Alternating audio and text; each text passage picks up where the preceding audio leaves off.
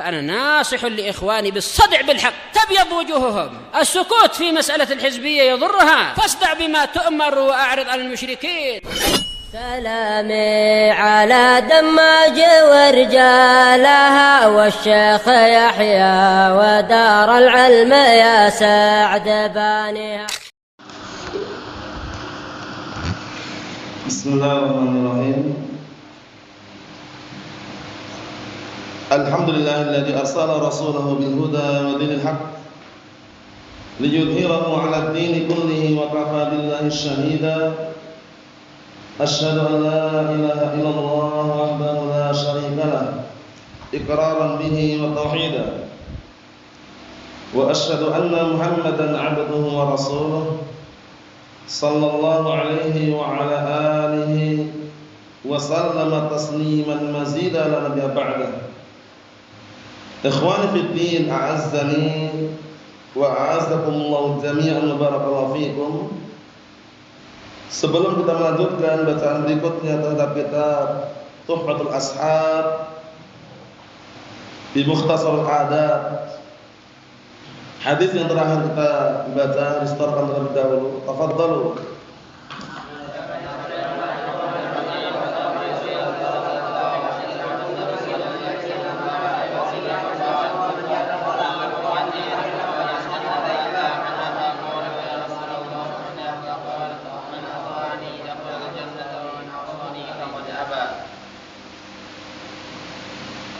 Na'am barakallahu fiik, ahsantum. A'anakumullah. Kita lanjutkan berikutnya, disimak baik-baik.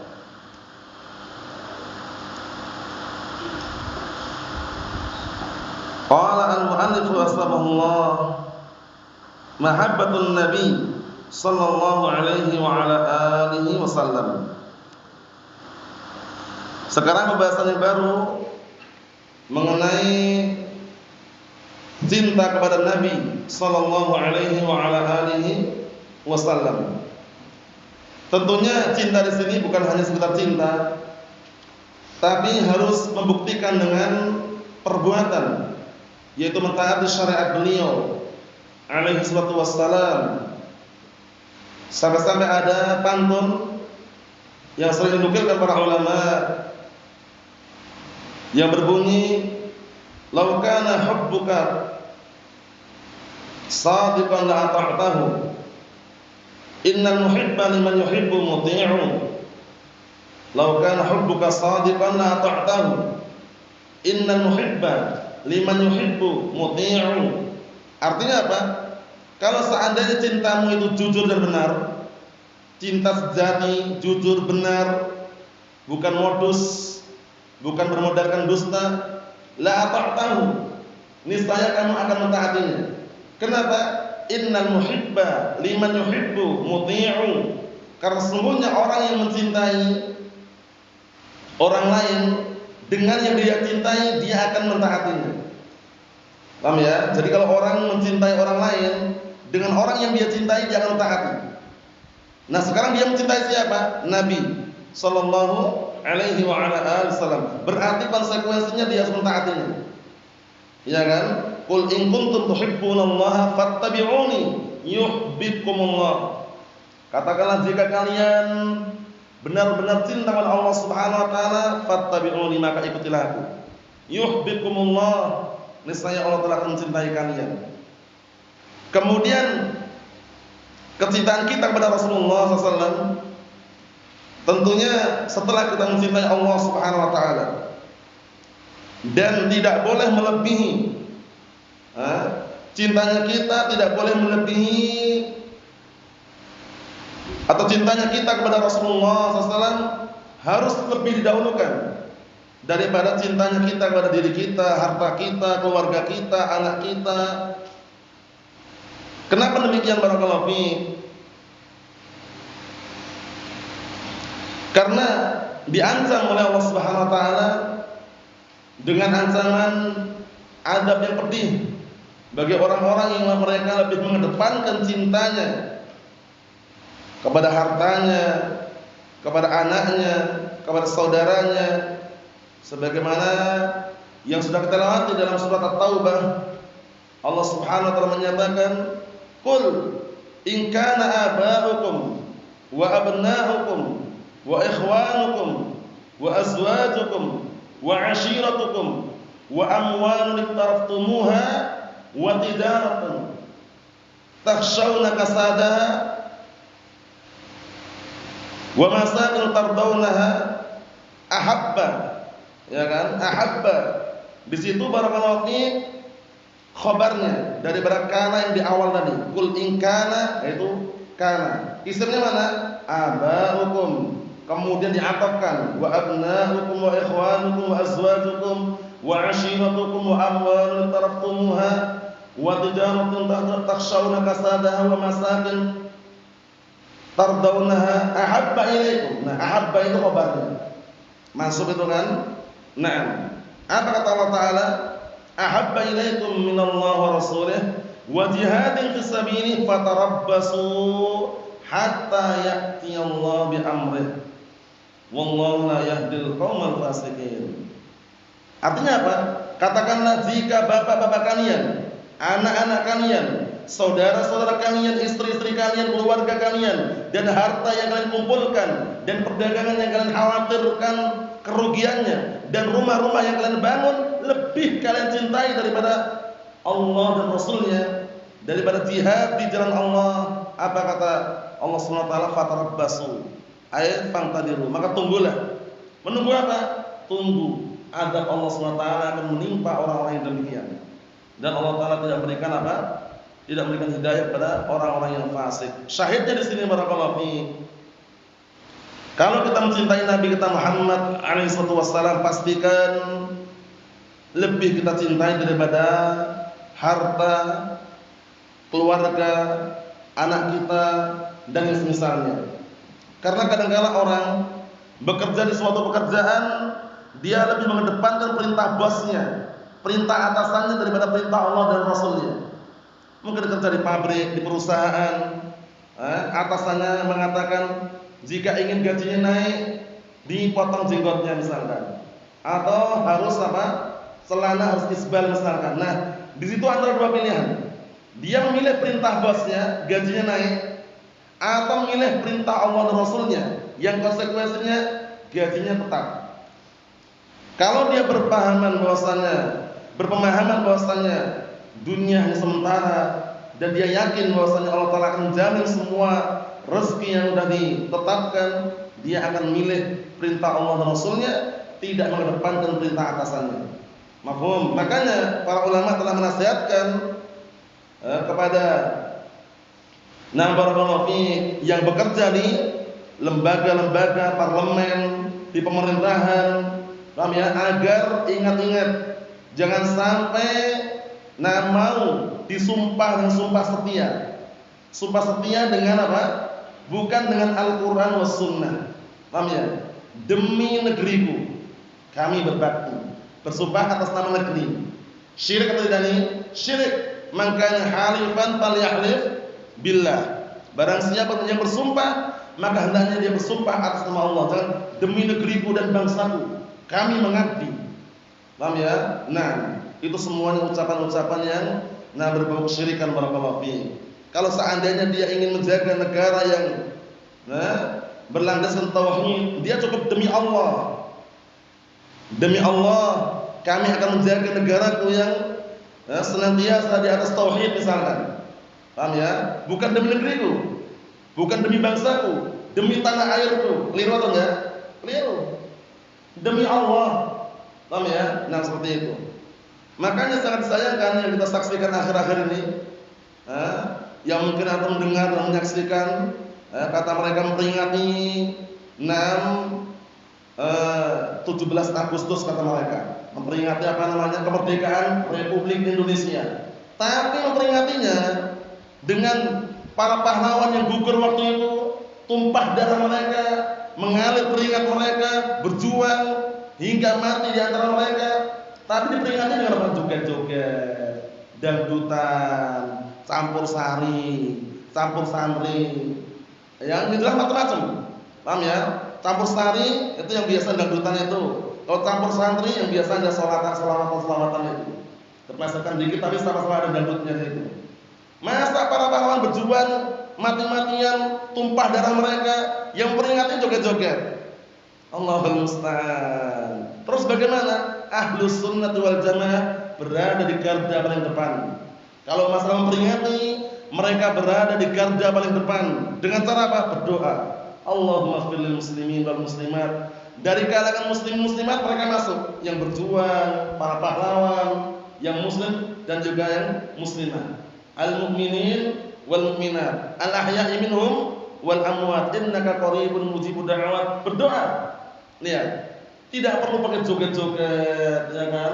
Lomba-lomba yang tidak jelas, ya kan? Kemudian barakallahu fiik dangdutan, Allahul musta'an. Nah, itu justru berbuat kemaksiatan walaupun di atas namakan apa? Memperingati. Ini sekedar selingan bahwasanya kalau dia cinta Nabi, cinta Rasul, maka buktikan dengan perbuatan mentaatinya. Paham ya? Lau kana hubbuka shadiqan la ta'tahu. Innal muhibba liman yuhibbu muti'u. Ya kan? Hadis yang kita baca kemarin juga kan, man ata'ani dakhalal jannah wa man 'asani faqad aba. Barang siapa yang taat kepadaku maka surga jaminannya, dan barang siapa yang tidak mau taat terhadapku maka apa? Sungguh dia telah enggan. Lihat. Nah, jadi jangan sampai termakan syubhat mereka dengan alasan memperingati itu, memperingati ini. Ikhwani fid din, azzani wa azzakumullahu jami'an wa barakallahu fikum. Ada juga kelompok-kelompok yang kadang-kala mereka hanya bermodalkan ucapan dan modal dusta. Jaketnya di belakang tulisannya jamaah muji rasul. Jamaah muji rasul. Tapi gemarnya apa? Sholawatan, ya kan? Acara-acara bid'ah, ziarah wali songo, ya kan? Nah, kemudian mencari berkah di kuburan fulan bin alan. Kadang-kala datang ziarah kuburan fulan bintu fulan. Enggak jelas. Allah musta'an. Kalau dia memang benar-benar setia dengan Rasul sallallahu alaihi wasallam, ikuti apa? Syariat yang beliau bawa, yang beliau ajarkan. Jangan menyelisih. Ancamannya berat. Menyelisih syariat yang Rasulullah ajarkan, ancamannya berat. Pertama, Allah Subhanahu wa taala mengatakan dalam Al-Qur'an Karim, "Falyahdharil ladzina yukhalifuna 'an amrih an tusibahum fitnah aw yusibahum 'adzabun alim." Hendaknya orang-orang yang menyelisih perintahnya itu berhati-hati, akan ditimpa padanya fitnah, bala, petaka, bencana, atau akan timpa pada mereka adanya pedih. Lihat. Yang kedua, wa man yushabiqir rasul min ba'di ma tabayyana lahul huda wa yattabi' ghayra sabilil mu'minin nuwallihi ma tawalla wa nuslihi jahannam wa sa'at masira. Lihat. Barang siapa yang menentang, menyeleweng, berpaling dari ajaran Rasul, ajaran Al-Quran was sunnah, berpaling dia. Kemudian apa para setelah berpaling? Berpalingnya itu bukan dia nggak berilmu, ilmu sudah dia dapatkan, hujjah di hadapannya, dalil di depannya. Lihat, mim ba'di ma tabayyana lahul huda, setelah nampak jelas petunjuk al-huda, argumen di hadapannya, dia justru apa? Wa yattabi' ghayra sabilil mu'minin. Dia mengikuti jalannya selain jalannya kaum mukminin. Jalannya kaum mukminin adalah jalannya para sahabat tabi'in wa atba'ut tabi'in. Apa kata Allah Ta'ala? Nuwallihi ma tawalla. Kami pun berpaling sebagaimana mereka berpaling. Kemudian apa balasannya? Wa nuslihi jahannam wa sa'at masira. Kami akan campakkan mereka ke dalam neraka jahanam, yang mana neraka jahanam sejelek-jelek tempat kembali. Lihat. Ikhwani fid din, a'azzani wa a'azzakumullah jami'an barakallahu fikum. Dari ittiba' cinta kepada Nabi sallallahu alaihi wasallam adalah perkara yang wajib. Tapi bukti cintanya kita kepada Nabi kita Muhammad alaihi salatu wassalam adalah apa? Ta'atuhu fima amar wastinabu ma naha anhu wazzajar. Paham ya? Itu makna daripada ittiba', ya kan? Ta'atuhu fima amar wastinabu ma naha anhu wazzajar. Mentaati beliau pada perkara-perkara yang beliau perintahkan dan menjauhi perkara-perkara yang beliau larang dan beliau hardik, yang beliau tinggalkan. Mafhum? Kita baca hadisnya. Insyaallah kalau ada waktu kita ambil dua karena pendek. An Anas bin Malik radhiyallahu anhu qala Rasulullah sallallahu alaihi wasallam. Disimak ya. La yu'minu ahadukum hatta akuna ahabba ilaihi min waladihi wa walidihi wan nasi ajma'in muttafaqun alaih atau riwayat Bukhari Muslim. Artinya dari hadisnya Anas bin Malik anhu, kita sedikit menjelaskan dan juga mengenalkan sahabat yang mulia. Anas bin Malik anhu, beliau kunyahnya Abu Hamzah. Beliau diberi kunyah oleh Rasulullah SAW dengan Abu Hamzah dan diberi gelar dengan apa? Khadimu an-Nabi atau khadimu Rasulullah SAW, membantu Rasulullah SAW. Berapa tahun? 10 tahun. Waktu itu di usia yang sangat muda diantar oleh ibunya yaitu Ummu Sulaim. Jadi Ummu Sulaim, kisah sedikit ya biar sebagai hiburan. Ummu Sulaim radhiyallahu anha, beliau dikenal dengan Rumaisah atau Humaisah. Ummu Sulaim waktu itu menikah dengan bapaknya Anas bin Malik, Malik bin Nadr. Hanya saja Malik bin Nadr waktu itu diperintahkan masuk Islam enggak mau. Akhirnya barakallahu fiik, dia pergi safar ke Syam. Kemudian matilah di sana. Malik bin Nadr bapaknya siapa? Anas bin Malik. Kemudian Ummu Sulaim dilamar oleh seorang pemuda yang kaya raya, yang dikenal dengan Abu Talhah radhiyallahu anhu. Kaya raya. Hanya saja Abu Talhah ini masih kafir, belum masuk Islam waktu itu. Melamar Ummu Sulaim. Yang Ummu Sulaim sudah muslimah, sahabiyah jalilah, mukminah. Akhirnya apa kata Ummu Sulaim? Ya Abu Talhah, sebenarnya lelaki seperti engkau ini sangat tidak layak kalau melamar ditolak.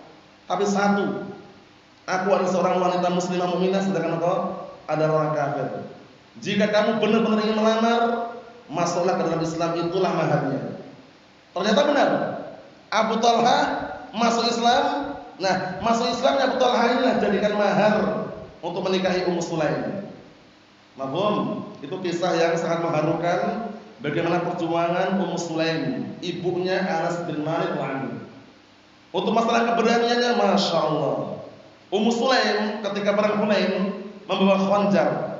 Khonjar itu semacam barakallahu fiik golok atau pisau atau pedang pendek, itu golok. Paham ya? Barakallahu fiik. Kemudian Abu Talhah melapor kepada Rasulullah SAW, ya Rasulullah, ini Ummu Sulaim kalau kemana-mana pergi bawa khonjar, bawa golok. Kemudian akhirnya Rasulullah SAW bertanya kepada Ummu Sulaim, kenapa kamu bawa khonjar? Kata Ummu Sulaim, ya Rasulullah, indana minni ahadun minal musyrikin baqartu bihi batnah. Wahai Rasulullah, kalau seandainya ada salah satu dari kalangan musyrikin mendekat kepadaku, akan aku robek-robek perutnya. Bayangkan itu. Nah, jadi sangat memberani sekali. Nah, indana minni ahadun minal musyrikin baqartu bihi batnah. Jika ada salah satu dari kalangan musyrikin mendekat ya Rasulullah, aku akan robek-robek perutnya dengan golok tadi. Kemudian Anas bin Malik anhu, beliau juga dikaruniai barakallahu fiik harta yang banyak, diberkahi usianya, anak yang banyak, dan didoakan masuk surga oleh Rasulullah SAW. Di antara doanya yang Rasulullah doakan adalah Allahumma aktsir malahu wa waladahu wa barik lahu wa adkhilhul jannah. Allahumma aktsir malahu wa waladahu wa barik lahu wa adkhilhul jannah. Ya Allah, perbanyaklah hartanya Anas bin Malik dan anaknya, dan berkahilah untuknya, dan masukkanlah dia ke dalam surga. Masya Allah. Dan benar, usia beliau barakallahu fiik diberkahi, dan beliau masuk dalam deretan para penghafal hadis yang paling banyak riwayatnya. Sudah hafal pantunnya? Belum? Belum? Belum? Sudah belum? Ayo, bismillah, Khalid.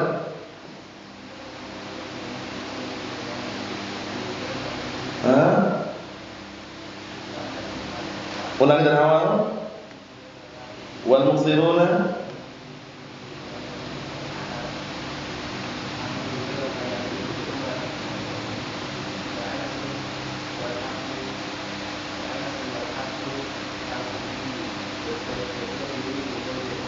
Naam, ahsan, barakallahu fiik. Di situ ada lafaz wa anasun. Ingat-ingat. Yang belum hafal dihafalkan ya.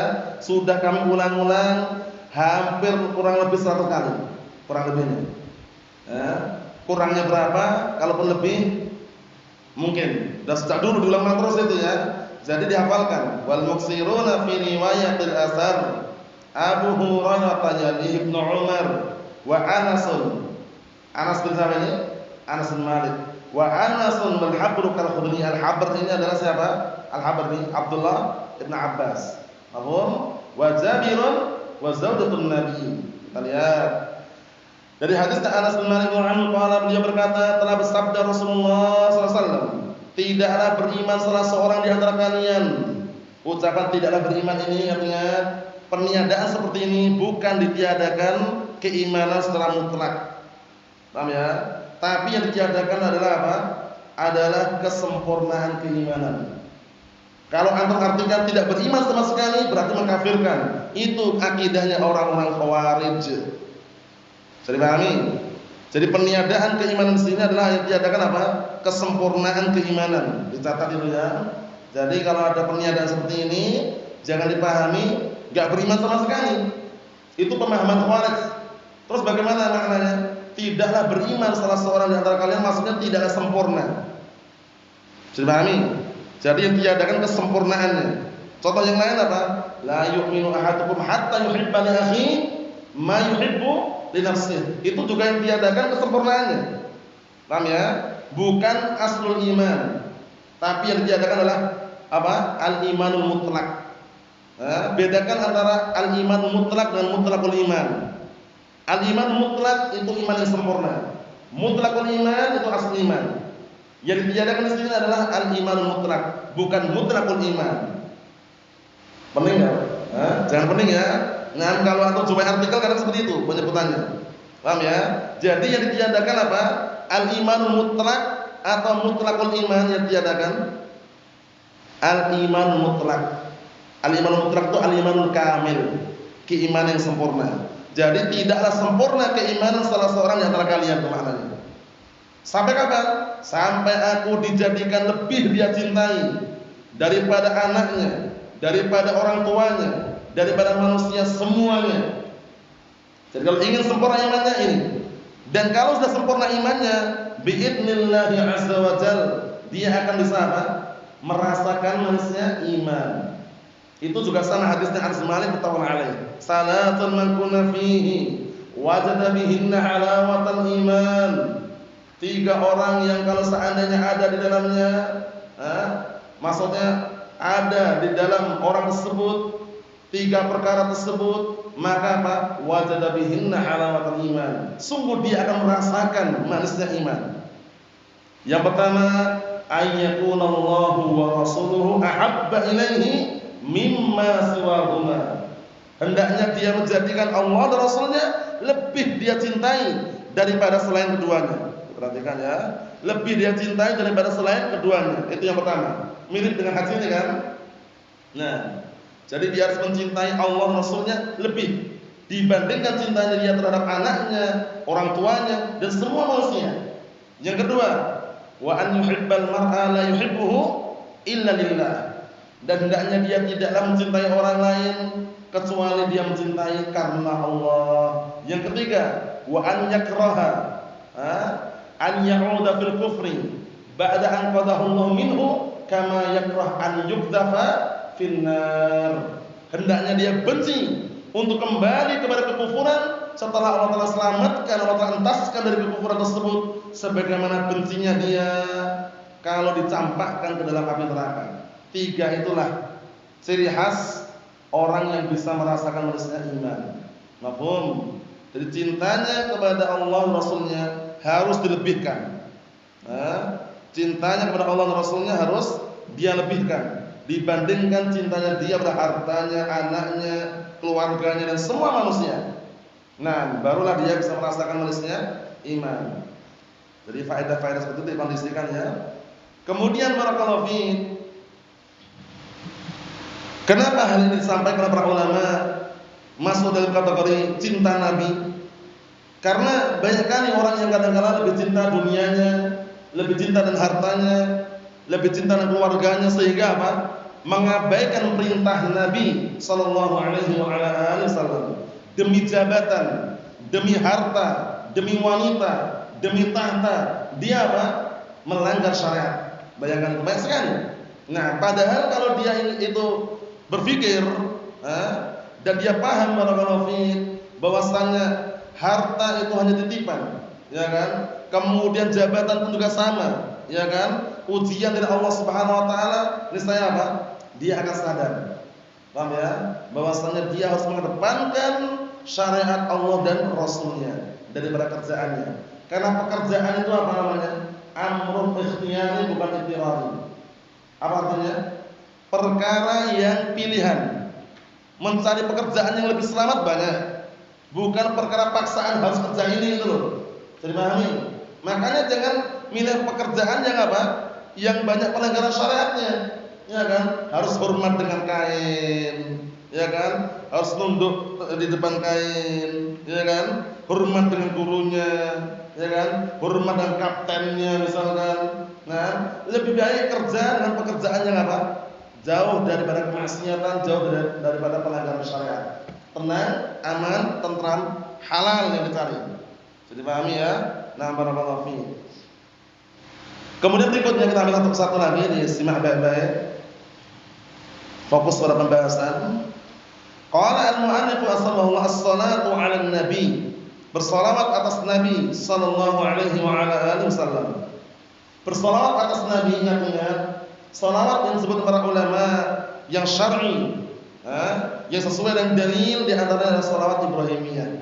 Allahumma shalli ala Muhammad wa ala ali Muhammad kama shallaita ala Ibrahim wa ala ali Ibrahim innaka Hamidum Majid. Sallallahu alaihi wa ala alihi wasallam. Bukan salatullah salamullah ala taha Rasulillah, salatullah salamullah ala Yasin Habibillah, bukan itu. Amin.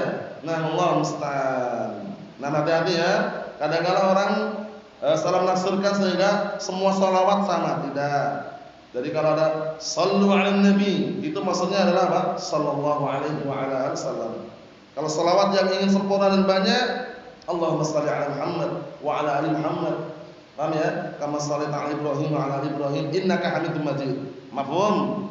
Dan bersalawat atas Nabi, apa maknanya? Ishaq.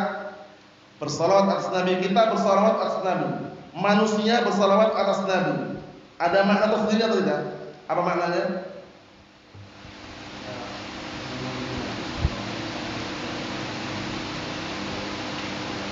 Jangan tertukar. Ada salawat datang dari Allah Ta'ala dan para malaikatnya untuk Nabi. Ada salawat untuk Nabinya dari manusia biasa seperti kita. Paham ya? Beda. Apa? Meminta ungkapannya.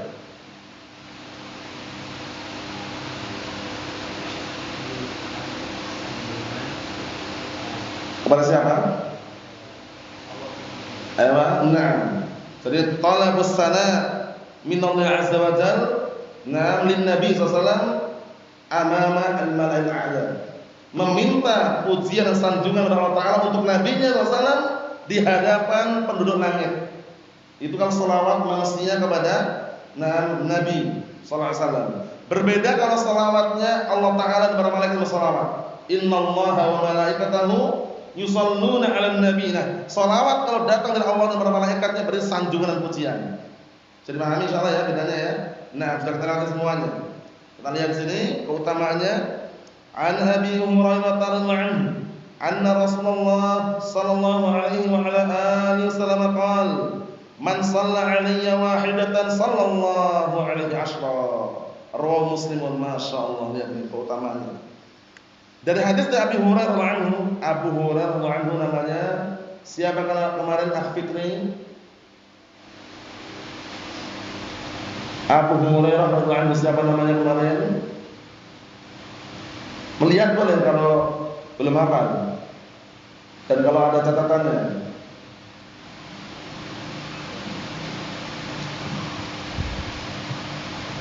Ayo, dibantu Sadiqun. Dibantu Yusa.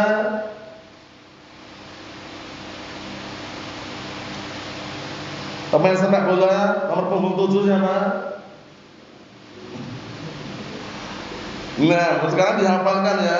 Anak kasih tahu. Sekarang dihafalkan diganti dengan nama-nama para sahabat. Paham ya?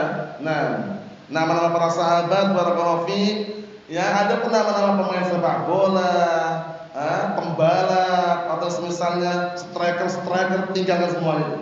Paham ya? Ganti nama para sahabat. Caranya anak kasih trik biar antum mudah. Ada buku khusus bagian belakang atau tengah atau depan semuanya kunyah. Jadi kalau ada kunyah tulis kunyah Abu Hurairah. Sekali buka dapat siapa namanya. Tapi kalau antum menulis faedah campur adukkan, enggak dipisahkan, itu nyarinya sulit nanti. Gimana ya? Itu pun kalau tercatat. Lah kalau enggak tercatat, ya kan? Sampai selesai pelajaran enggak dapat. Ini trik. Paham ya? Caranya gitu caranya. Caranya bagian paling belakang, nama-nama para sahabat. Nah ya, sekali buka langsung ketemu. Nah, itu caranya ya. Namanya Abdurrahman bin Sakhr Ad-Dausi. Dihafalkan. Sering muncul ini. Nanti mungkin ada pertanyaan lagi, pastikan sudah bisa mengkondisikan. Abdurrahman bin Sakhr Ad-Dausi. Itu pendapat yang kuat. Bahwasanya Rasulullah sallallahu alaihi wasallam bersabda, barang siapa yang bersalawat atasku satu kali saja, niscaya Allah Ta'ala bersalawat kepadanya 10 kali. Lihat, satu balasannya 10. Diperhatikan, satu balasannya 10. Lihat. Nah, bersalawat satu aja, sallallahu alaihi wa ala alihi wasallam. Balasannya 10, bayangkan. Ini menunjukkan bahwasanya rahmatnya Allah Ta'ala itu sangat luas dan mengalahkan kemurkaannya. Makanya Allah Ta'ala mengatakan dalam hadis qudsi, inna rahmati ghalabat ghadabi. Paham ya? Sesungguhnya kasih sayangku itu mengalahkan kemurkaanku. Mafhum? Wa rahmati wasi'at kullasyai. Dan rahmatku meliputi segala sesuatu. Dan bedanya kemurkaan dia. Setiap kali orang berbuat kesalahan dihitung satu. Tapi berbuat kebaikan dilipat gandakan. Coba kalau sekali berbuat kesalahan langsung datang hukuman dari langit, enggak akan mampu. Masih dikasih peluang, dikasih waktu untuk tobat. Ya kan? Untuk istighfar, taubat. Paham ya? Tapi rahmatnya Allah Subhanahu wa taala lihat, sekali berbuat kebaikan dilipat gandakan. Jadi pahami? Sekali bersalawat atas Nabi, balasannya apa? Balasannya Allah Taala bersalawat kepada orang tersebut 10 kali. Masya Allah. Makanya diingat-ingat kalau ada penyebutan Nabi Muhammad langsung sallallahu alaihi wa ala alihi wasallam. Rasulullah sallallahu alaihi wa ala alihi wasallam. Nabiyuna sallallahu alaihi wasallam, seperti itu. Bisa dipahami ya? Nah, ini yang kita ambil, semoga mudah dipahami dan juga dihafalkan. Tidak panjang, pendek dua-duanya. Yang hafal dua-duanya alhamdulillah. Yang hafal cuma satu tidak masalah. Yang tidak hafal sama sekali jangan. Wallahu a'lam bishawab. Alhamdulillah rabbil alamin.